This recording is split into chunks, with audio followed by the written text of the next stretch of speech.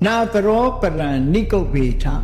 Na digane kema yeji de mita thali de kubebo. Pero de chadu diauha, paran de chadu diaugo. Na niko beta.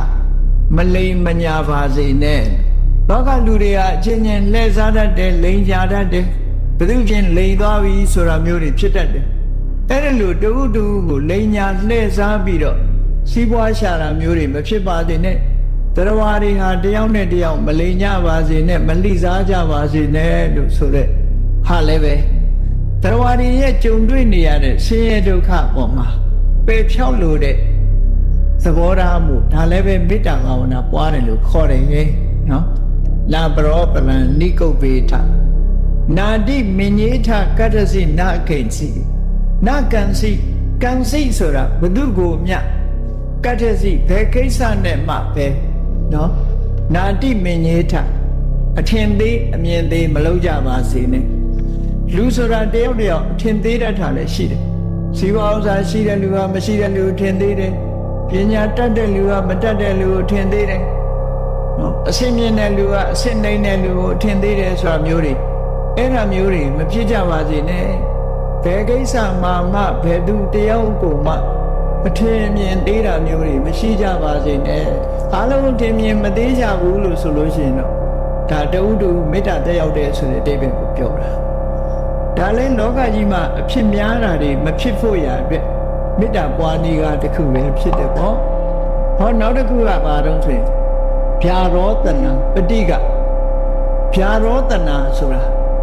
လူတွေကတယောက်တယောက်ကိုစောင်းချိတ်ပြောလေးရှိကြတယ်တခါတလေထဲပြောတာမဟုတ်ဘူးစောင်းချိတ်ပြီးတော့ပြောတာနော်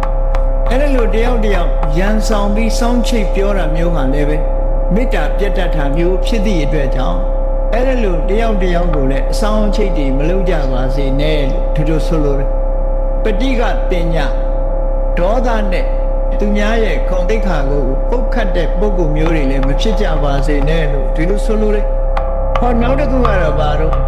နေညမညတဒုက္ခမေစေယ ဒါကအဗဒံကောင်းတဲ့မေတ္တာကိုတစ်ခုပဲနေညမညတဒုက္ခမေစေယအညမညတတယောက်ကတယောက်ရဲ့ဒုက္ခဆင်းရဲဒုက္ခကို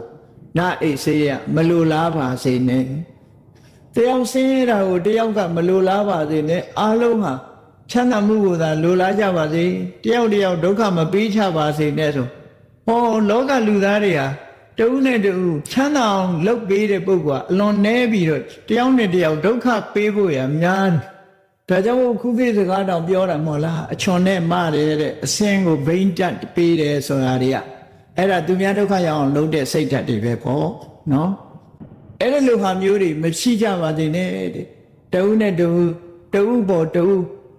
ဆင်းရဲဒုက္ခကိုလိုလားတဲ့စိတ်ဓာတ်တွေမမွေးကြပါစေနဲ့အဲ့ဒီလိုလဲမေတ္တာဘာဝနာ ဝါများအထောက်ရမယ်တဲ့ဒီစိတ်ဓာတ်ကိုပုဒ္ဒနာမှာတိဆောက်တာဟာမေတ္တာဘာဝနာပွားများအထောက်ခြင်းပဲဖြစ်တယ်ပေါ့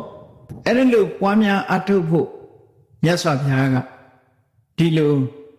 ဟောကြားပြီးတဲ့အခါမှာ